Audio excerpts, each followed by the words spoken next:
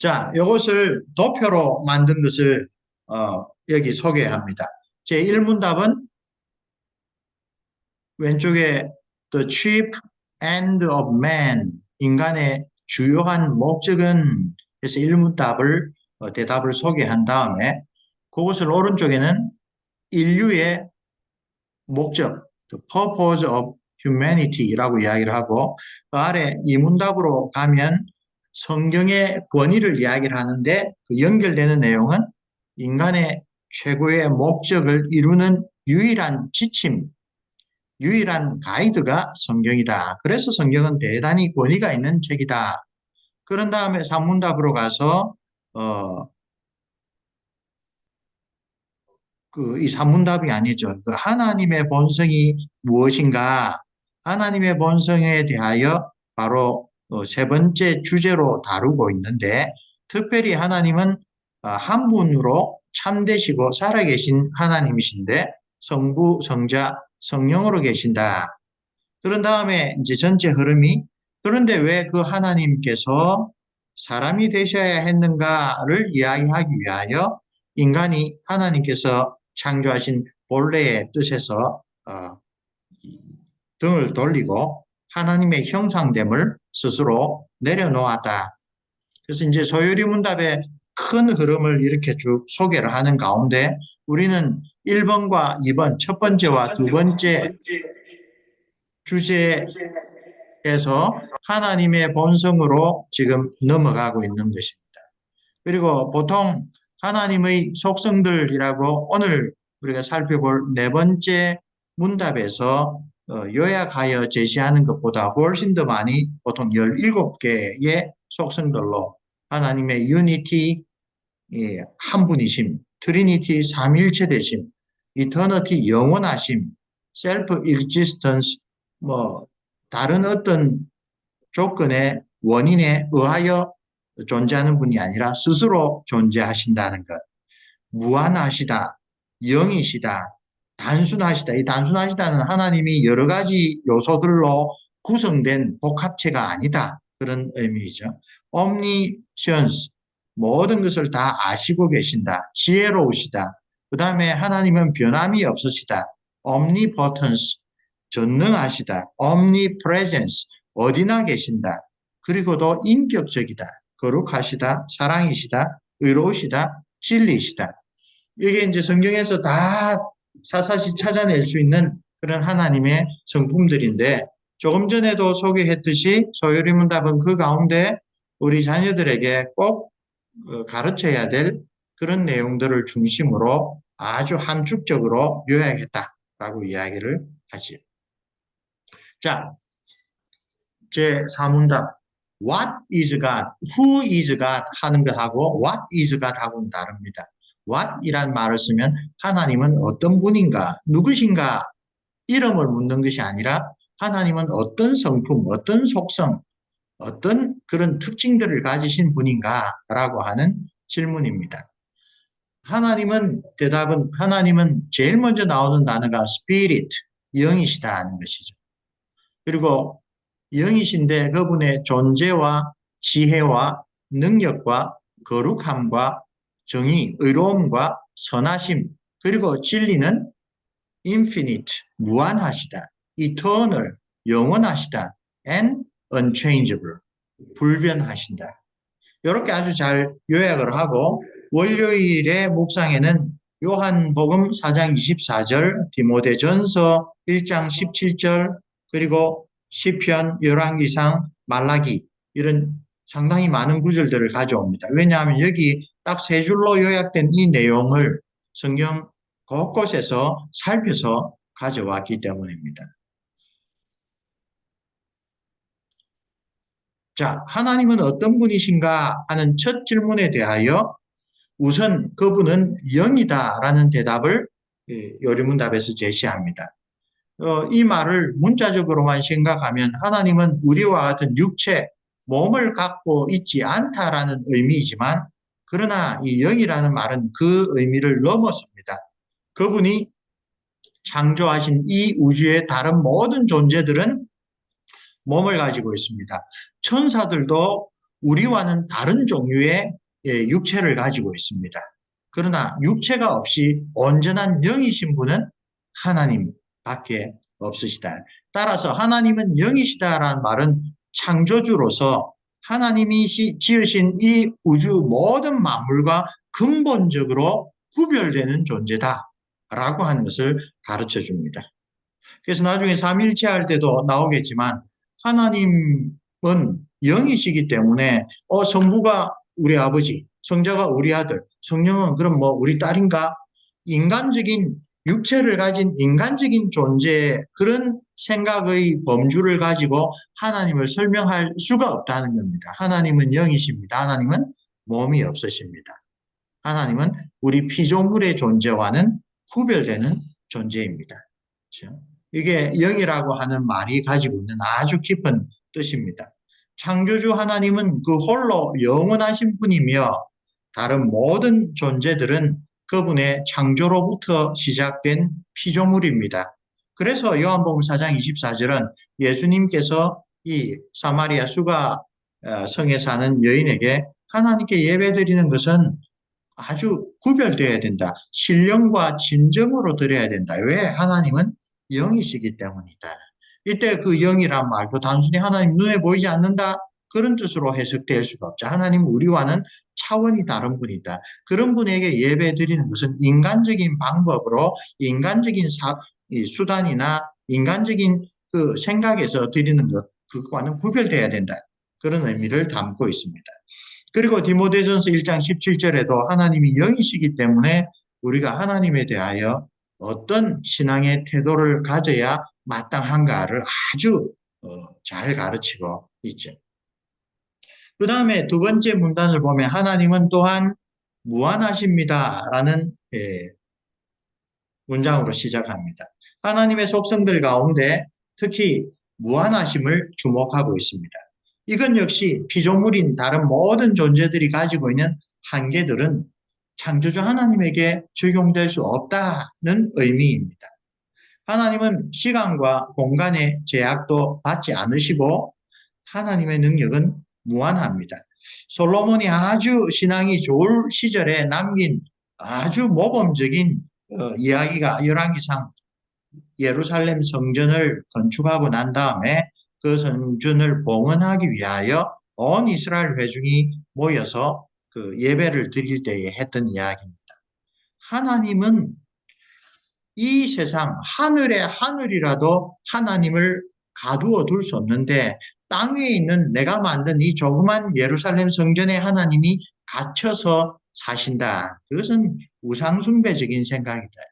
하나님의 무한하심은 이 성전에 하나님이 들어와 사신다라고 하는 그런 생각이 아주 어처구니 없는 생각이다. 이 모든 우주가 하나님이 그 말씀으로 만드신 우주인데 자기가 만든 피조물에 하나님이 갇혀 사신다? 그런 생각을 해서는 안 된다. 오히려 이 성전은 하늘에 계신, 즉 우리를 초월하신 하나님이 우리를 긍휼히 여기시사 하나님을 마음에 두고 하나님 앞에 나아가서 기도하며 예배드릴 때에 우리를 위하여 하나님이 존재하신다는 것을 보여주는 것이다. 그래서 이때 솔로몬의 기도 가운데 혹 범죄로 잘못하여 다른 나라에 포로로 끌려가서도 그때 회개하는 마음으로 하나님의 집이라고 일컬어지는 성전이 있는 예루살렘을 보고 엎드려 기도하고 회개하면 하나님이 그 계신 곳 성전에서가 아니라 그 계신 곳 하늘에서 들으시고 우리의 기도를 들어주시고 그 죄를 용서해 주시고 다시 회복시켜 주십시오. 솔로몬이 정말 신앙이 좋았을 그때까지만 하더라도 하나님은 무한하신 분이다. 하나님은 하늘에 계신다. 그 하늘이라는 것이 땅과 대조되는 것이 아니라 하나님의 지으신 모든 우주 만물을 초월하는 그런 영역에 계신다라고 하는 것을 잘 보여주죠. 열왕기상 8장 27절에 그 말씀이 잘 나타납니다. 그 다음에는 하나님께서는 불변하신다라고 이야기를 하는데 이 설명은 소요리 문답 해설서 보면 전형적으로 나타난 설명이기도 합니다. 하나님은 언제든지 완전하시기 때문에 더 나아지거나 더 나빠질 수가 없습니다. 이제 이게 이제 철학적으로 이야기를 하면 그 완전하다라고 하는 말을 잘 설명하는 건데, 그런데 완전하여서 변화될 수 없는 하나님이 왜 갑자기 사람이 되셨대요? 그렇죠? 그런 식으로 성경에서 나타난 하나님의 사역을 잘 설명하는 데는 이런 변화될 수 없는 분이다, 변하지 않는 분이다라는 말을 완전하기 때문에 이전이나 이후에 더 좋아지거나 더 나빠지지 않는다라는 식으로만 설명하면 우리가 자녀들에게 하나님이 그런데 왜 예수님이 되셨나? 왜 성육신 하셔서 우리와 똑같은 사람이 되셨나? 죄는 없어지지만 하나님이 놀라운 영이신 분이 성자 하나님도 본래는 영이신 분이 왜 우리와 같은 몸을 가지신 그런 피조물과 같은 모습이 되셨나? 그런 부분을 이런 설명만으로는 잘 이해할 수 없습니다. 하나님의 불변하심이라는 것은 하나님이 뭔가 깨달아서 좀 더 도약하여 저 높은 경지의 신이 되고 이런 의미는 전혀 아니지만 철학적인 이런 의미보다는 하나님의 언약과 관련하여 하나님이 하시는 모든 일에 있어서는 그 놀라우신 지혜로 신실하시게 우리를 대하신다. 그런 점에서 우리는 하나님이 마음을 바꿀까, 하나님이 태도를 바꿀까, 그렇게 걱정하거나 의심하거나 두려워할 필요가 전혀 없다. 이것을 조금 더 살펴보면 좋겠다는 생각이 듭니다. 마지막 문단에 하나님은 무한하시고 영원하시고 그리고 변화가 없으십니다. 하나님에 관한 모든 것, 즉 하나님의 사랑, 하나님의 거룩, 하나님의 능력, 그리고 모든 것은 무한하시고 영원하시고 변화 없으시다. 바로 여기서 단순히 철학적인 의미에서의 불변한다라는 것보다 하나님의 거룩하심은 변화가 없습니다. 하나님의 능력도 변화가 없습니다. 하나님과 관련된 모든 것, 특별히 우리를 향한 사랑은 결코 변화가 없습니다. 이런 맥락에서 보충적으로 이해하는 것이 아주 더 좋을 것 같습니다. 자, 월요일 넘어갑니다. 중간중간에 혹시 질문 있으시면 언제든지 질문하셔도 되겠습니다. 화요일 이야기입니다. 우선 로마서 11장 33절 그리고 시편 147편을 읽으라고 그러는데 우리 이제 그 로마서에 대해서 기본적인 구성은 이해를 하고 계시면 좋겠습니다. 1장에서 3장 중반까지 모든 사람이 죄를 범하였음에 하나님의 영광에 이르지 못하더니 그래서 사도 바울이 그 당시 로마 사회를 기준으로 하나님을 떠난 사람들은 모두 다 하나님 앞에 그 본래의 하나님께서 하나님 형상으로 지으신 목적을 이루지 못하는 죄인이자 무능력한 자가 되었다. 3장 끝부분부터 이 11장 끝까지 그런데 우리 스스로는 결코 하나님과의 생명의 교제를 회복할 수 없는 죄인인데 유명한 5장 8절 9절 우리가 아직 죄인 되었을 때에 하나님께서 우리를 향한 자기의 사랑을 증명하셨는데 그 방법이 자기의 독생자를 우리를 대신하여 이 세상에 보내셔서 그의 피로 말미암아 죄인인 우리가 거룩한 하나님과 사귀어 살 수 있는 자격을 주셨다. 그 칭이죠. 9절에 보면 그뿐만 아니라 그보다 훨씬 더 큰 것은 장차 여전히 하나님 앞에 온전하지 못한 죄인인 우리가 하나님 앞에 가면 우리의 죄에 대하여 하나님께서 진노하시는 게 마땅하지만 역시 예수님으로 말미암아 우리가 하나님의 그 죄에 대한 무서운 심판에서 틀림없이 구원을 받을 수 있을 거다. 하나님의 은혜에 의한 구원, 예수 그리스도의 십자가 공로에 근거한 구원, 오직 믿음을 통하여 거저 주시는 은혜로서의 구원을 로마서 3장 끝부터 8장까지 잘 소개합니다. 그리고 9장, 10장, 11장은 특별히 왜 이런 은혜의 약속을 받은 유대인들이 정작 예수님이 오셨을 때 예수님을 믿지 않고 교회 밖으로 있느냐. 그거에 대해서 아주 고민하면서 썼던 내용이 11장까지죠. 그 마지막에 하나님께서 하시는 일이 얼마나 심오막측하고 지혜롭고 놀라운지 사도 바울이 그냥 찬양의 노래를 드리고 맙니다. 그리고 12장부터는 이렇게 은혜로 구원받은 그리스도인이 어떻게 살아야 하는가 그 이야기를 한다고 했죠. 그래서 11장 33절은 하나님의 구원의 섭리를 깊이 살펴본 바울이 그 마지막에 와서 하나님의 무한하신 지혜를 송축하는 찬송입니다. 마찬가지로 이런 찬송은 바울만 드린 게 아니라 구약시대부터 하나님을 깊이 묵상한 사람들은 다 묵상하다가 그 마지막 열매는 하나님의 놀라우신 지혜, 그 크신 사랑, 그런 구원의 은혜를 송축하는데 그 대표적으로 시편 147편 5절을 역시 여기서 이야기를 하고 있습니다. 하나님은 모든 상황에서 우리를 위한 최선의 길을 알고 또 행하시는 것에서 정말로 무한하신 지혜를 갖고 계시고 따라서 그런 하나님을 따를 자가 전혀 없다라고 성경은 우리에게 가르칩니다. 그 가르침을 마음으로 믿고 입으로 고백하는 사람은 하나님에 대한 든든한 신뢰를 가질 수가 있습니다. 나보다도 더 나를 더 잘 아시고 나보다도 더 지혜롭게 나를 사랑하시는 하나님에게 내가 내 삶을 맡긴다면 내가 이 세상에서 당하는 그런 일에도 불안하여 떨고 신앙이 흔들릴 일은 없다라는 이야기죠.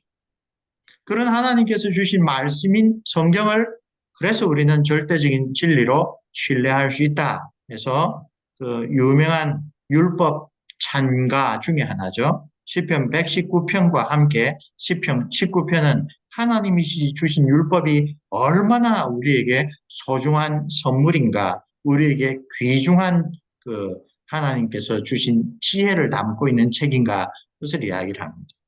이렇게 우리 자녀들에게 하나님이 어떤 분이냐라고 할 때 하나님 우리보다 100배나 지혜로운 분이야라고 끝나는 게 아니라 성경은 항상 하나님이 어떤 분인가를 안다면 그분에 대하여 우리는 어떤 마음을 가지고 어떤 태도를 가져야 하는가.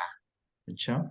하나님이 자기가 어떤 분이신지 계시해 주신 목적은 그 계시에 대하여 하나님의 백성들이 하나님 정말 이런 분이구나. 그러면 우리는 하나님에 대해서 어떤 마음가짐과 어떤 신뢰와 어떤 믿음으로 그분을 대해야 하는가. 그것과 반드시 연결되어 있죠. 그것이 이 화요일 날 읽을 성경 구절들이 우리에게 가르쳐주는 지혜입니다. 하나님이 어떤 분인가를 아는 것은 하나님에 대한 우리의 태도로 열매가 맺어져야 한다는 것입니다.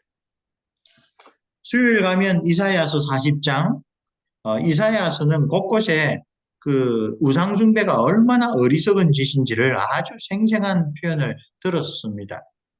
목수가 숲에 가서 큰 나무를 잘라다가 그 나무 중에 일부는 자기가 밥 짓는 데 쓰고 또 일부는 뭐 건축하는 데 자재로 쓰고 또 바로 그 나무의 일부를 가지고 조각을 해서 신으로 삼고 그 앞에 두고 그걸 절하는 얼마나 어처구니 없는 일이냐 이런 우상숭배의 어리석음을 아주 조롱하고 탐해하는 그런 내용들을 이사야 선지자가 잘 이야기를 하고 있지. 선지자 이사야는 각종 우상들과 거짓 신들과는 비교조차 할 수 없는 여호와 하나님을 묘사하기 위하여 그분이 창조주이자 섭리하시는 하나님이라는 사실을 강조합니다. 오늘 읽을 이사야 40장 25절에서 26절 말씀입니다. 예레미야 선지자 역시 하나님의 전능하심을 그분의 창조와 연결하여서 고백합니다.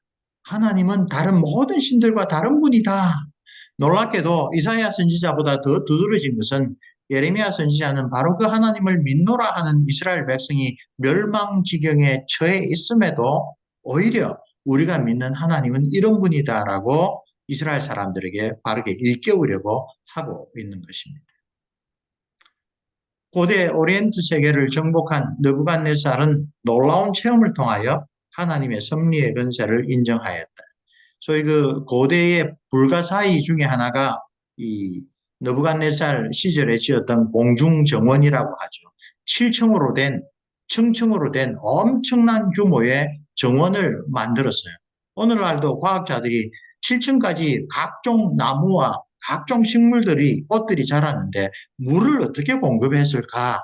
그거를 뭐 디스커버리 같은 채널에서 공중정원의 신비를 이렇게 저렇게 풀어보려고 물을 어떻게 공급해서 그 위에 7층까지 이 식물들을 자라게 했을까? 뭐 그렇게 이야기를 하고 있는데 그런 놀라운 오늘날의 과학자들이 보아도 놀라운 그런 업적들을 자기의 왕궁 지붕에서 내려다보면서 이 모든 일이 바로 내 손으로 한 것이다라고 교만했을 때 하늘로부터 바로 소리가 나서 느부갓네살 왕이 마치 들소처럼 변해서 왕궁으로 쫓겨나서 7해 반을 찬 이슬을 맡으며 지냈죠.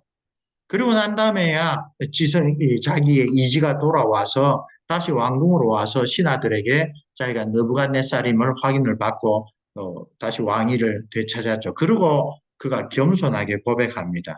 하나님이 정말로 모든 것을 다스리는 이 온 세계의 참되신 왕이다.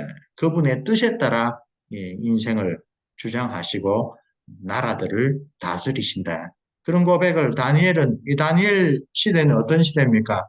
구약의 눈에 보이는 교회, 이스라엘 나라가 아예 없어져 버린 그런 시대이죠. 역설적으로 그때 하나님께서는 친히 이 이스라엘을 정복했던 이 우상숭배를 하던 바벨론의 왕을 특별하게 간섭하셔서 하나님이 참된 신이다라는 것을 보여주었죠.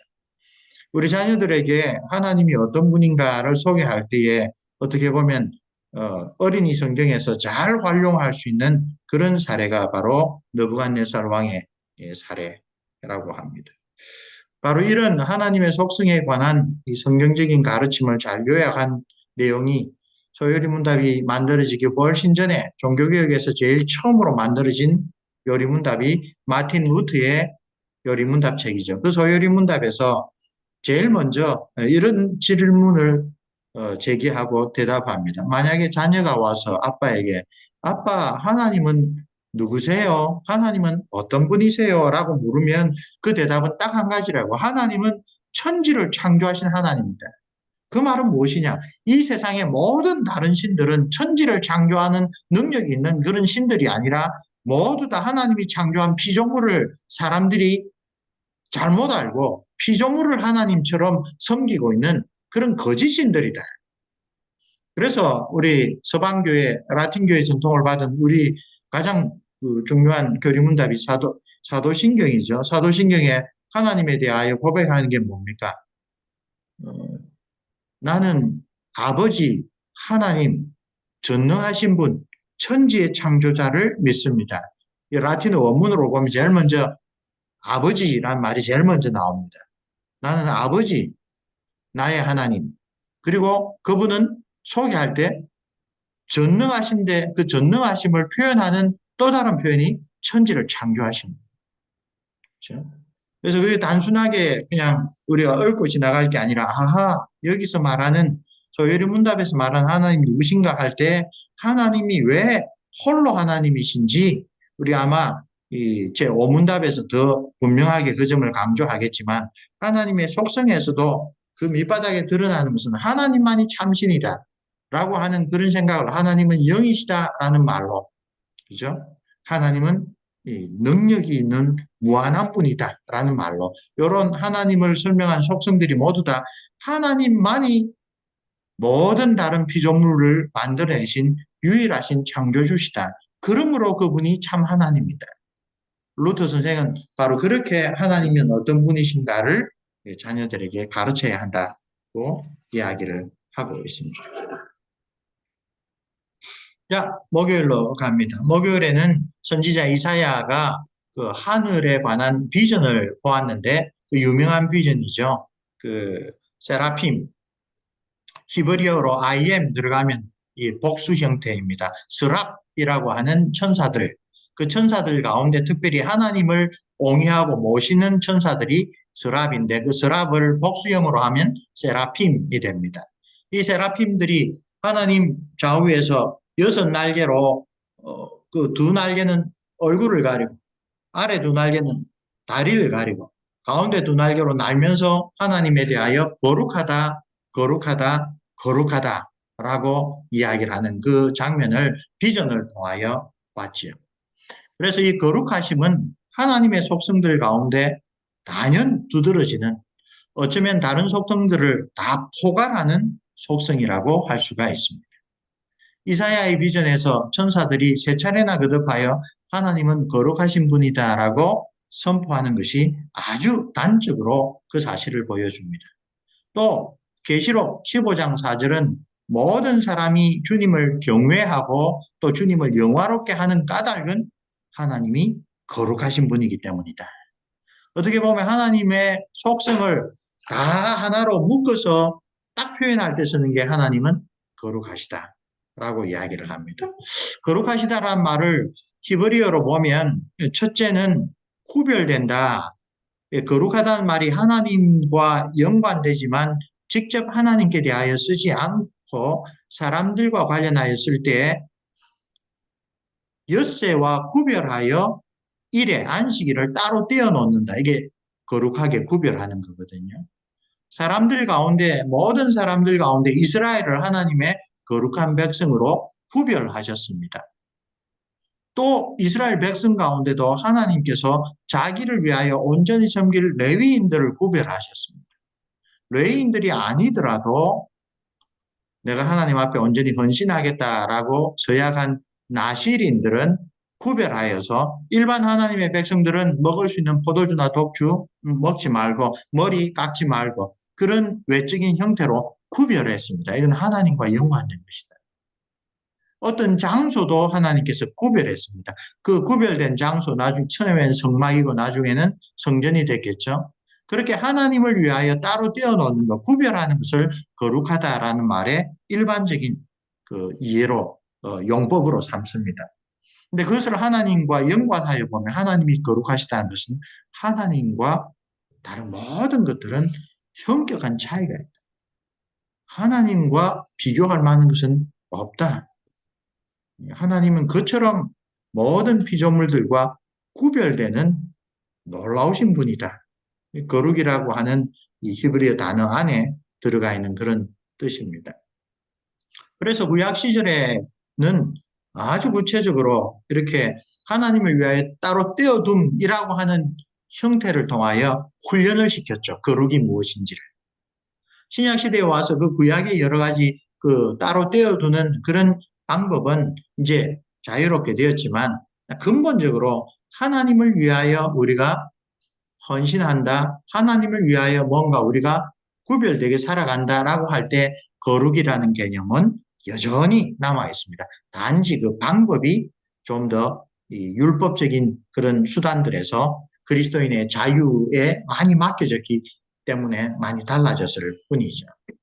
그러나 신구약 성경에서 가장 근본적인 명령 가운데 하나가 내가 거룩하니 너희도 거룩할지어다. 그것은 우리가 하나님처럼 된다라는 것이 아니라 하나님은 본질적으로 다른 모든 피조물과 구별되는 아주 놀라우신 분인데 하나님의 형상으로 지음받고 예수님을 통하여 그 형상을 다시 회복할 수 있게 되는 사람은 성령 하나님을 의지하여 살아갈 때 그런 하나님의 거룩하심, 세상과 구별됨, 그것을 아주 우리의 삶 가운데 잘 실천하도록 부름받았다라는 것입니다. 자, 거룩하다란 말이 금요일 날 들어가면 아주 중요하게 거룩하신 하나님은 악과는 아무런 상관이 없다라는 표현으로 나옵니다. 이것은 성경에서 왜 하나님께서 뭐 사단을 왜 만드셨을까부터 시작해서 왜 하나님께서 사단이 아담과 하와를 유혹하여 죄에 빠지게 허용하셨을까? 온갖 종류의 하나님이 계시면 왜 이런 비참한 일들이 생겨날까? 오늘날에도 계속되는 질문들이죠. 그래서 기독교 교회에서는 일찍부터 하나님은 모든 그 하시는 일에 의로우시고 공의로우시다라고 하는 시편 기자의 말을 입증하기 위하여 정말 성경 곳곳에서 하나님께서 이 세상에 들어온 죄와 어떤 관계가 있는가? 하나님이 그 죄를 의도하셨냐? 하나님이 그 죄를 일으키도록 부추기셨냐? 혹은 하나님이 죄를 짓는 사람들을 너희 뭐 내가 그렇게 했으니까 어쩔 수 없다라고 용납해 주셨는가? 죄에 대한 모든 원인과 과정과 결과를 모두 살펴서 하나님은 의로우시다라고 하는 그런 이 주제로 그 한 학문 과정을 만들었어요. 그게 테오 디시, 테오 하면 하나님의란 말이죠. 디시는 그리스의 디케, 정의의 여신에서 따온 말입니다.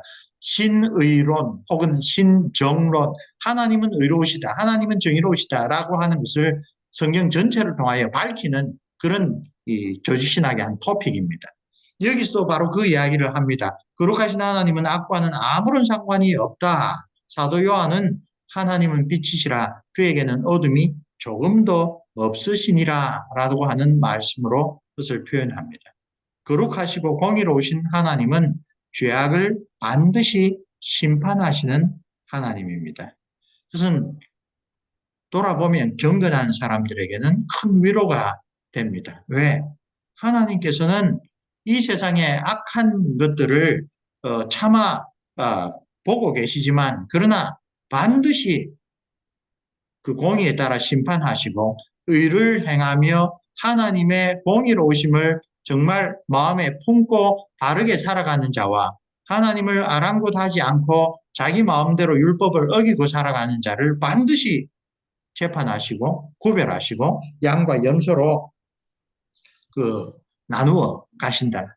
특별히 그 베드로후서 2장을 보면 교회 안에 들어와 있는 거짓 교사들이 그 사람들이 좋아하는 이야기를 꾸며내어서 자기의 속마음, 음란한, 그 다음에 돈을 밝히는 이런 거짓 교사들의 행태를 아주 비난하면서 이들은 교회가 결코 용납해서는 안 된다라고 하면서 2장 9절을 가기 전에 어떤 이야기를 하느냐.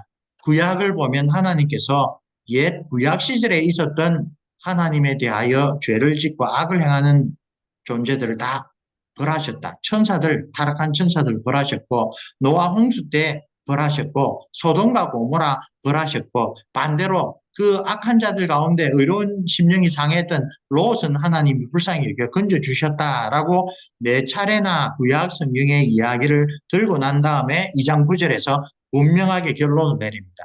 하나님은 의롭게 하나님을 바라보며 의롭게 사는 자는 구원하시되 악을 행하는 자는 반드시 벌하신다.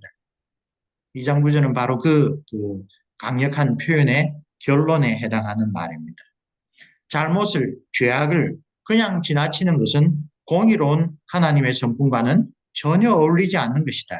하나님은 공의로우심에서도 무한하신 분이시므로 인간들의 불완전한 기준과는 달리 우리의 마음속 생각까지 포함하여 모든 것을 살피시며 그에 합당한 공정한 판결을 내리시는 의로우신 재판관이 되신다.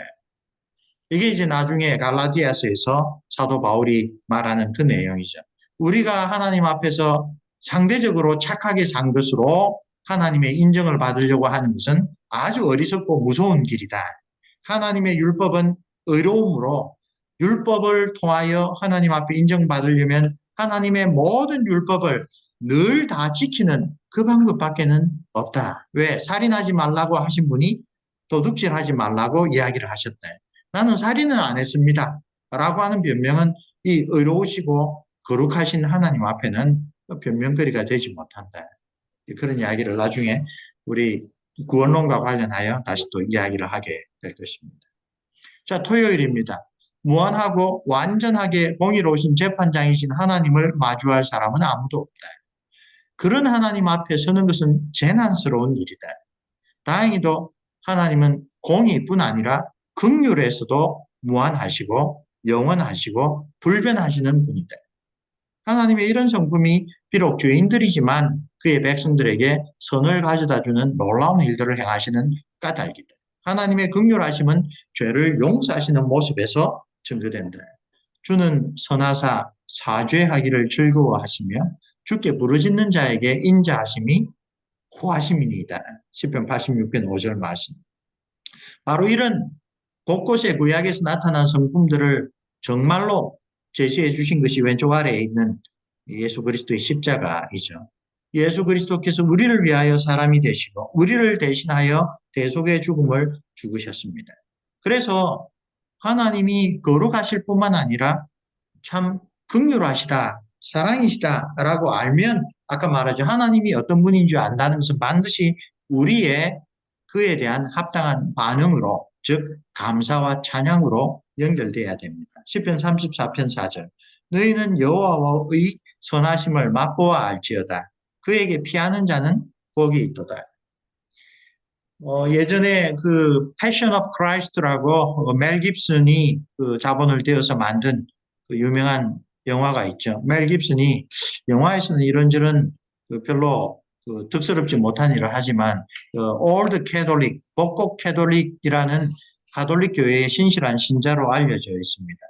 그 어떻게 보면 신앙적인 헌신의 길보가 패션 오브 크라이스트인데 문제는 예수 그리스도께서 왜 그런 고통을 당하셨는가라고 할 때에 우리를 대신하여 그래서 하나님이 얼마나 우리를 사랑하시는가를 증거로 소개가 되지만 그러나 엄밀하게 죄의 삭은 사망이라는 공의의 법칙 때문에 그리고 그 죄의 삭을 감당할 인간 존재는 아무도 없기 때문에 하나님이 친히 사람이 되셔서 아무런 죄가 없는 정말 하나님이 보시기에 값진 제사로 자기의 생명을 바쳐야 했다. 즉 십자가의 기본적인 전제는 하나님은 의로우시다. 의로우신 하나님은 죄악을 결코 그냥 지나가지 아니하신다. 죄에 대한 하나님의 공의로운 법칙은 그 삭시 사망이라. 그것을 얼마나 깊이 이해하는가에 따라서 하나님께서 이처럼 우리를 사랑하셨다. 이처럼이라고 하는 그 말의 의미를 좀 깊이 이해할 수가 있겠지요.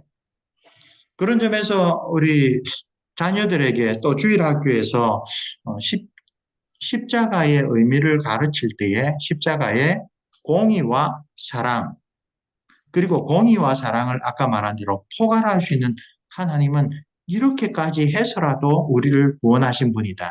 혹은 우리를 구원하기 위해서는 이런 처절한 방법을 동원할 수밖에 없었다. 이것을 함께 포괄해 주는 게 하나님은 거룩하신 분이다. 라고 하는 그런 속성이라고 할 수가 있습니다. 자, 하나님은 어떤 분인가? 하나님은 영이시다. 하나님은 사람은 영이 아니기 때문에 사람은 이렇게 거울에 비춰보면 자기 모습을 볼 수가 있는데 여러 가지로 하나님은 그런 식으로 우리가 이해할 수 있는 분이 아니다. 하나님만 가지고 있는 속성이 하나님은 영이고 무한하시고 영원하시고 불변하시다. 근데 사람은 그에 비하여 유한하고 일시적이고 하변적이고 살아있는 영이지만 또 육체를 떠날 수가 없는 그런 존재죠. 육체와 분리된 영은 우리가 그걸 육체적인 사망이라고 합니다. 하나님의 형상이기 때문에 이러한 속성들은 어느 정도 우리가 받고 있다. 그래서 일반적으로 하나님에 관하여 하나님은 어떤 분입니까? 라고 할 때 대답하는 속성들을 이 세 가지 카테고리로 구분하기도 합니다. 그렇죠? 그리고 사람이 하나님의 형상으로 태어나 하나님을 닮는다라고 할 때는 이런 속성들을 하나님이 가지고 있는 완벽한 모습까지는 아니지만 이 땅에서 계속 우리가 닮아가는 것, 그렇죠? 그런 것으로 이해하기도 합니다. 자, 이 사주 웨스트민스터 요리문답 4문답은 그 딱 세 문답으로 하나님의 본질, 하나님의 존재에 대하여 이야기를 할 때 첫 번째, 하나님은 어떤 분인가 그 속성을 쭉 설명했습니다. 사실은 이건 대단히 짧은 겁니다. 그 혹시 대요리문답 해설서를 가지고 계신 분은 훨씬 더 자세하고 풍성한 그 하나님에 대한 성경적인 고백을 발견할 수가 있으실 것입니다.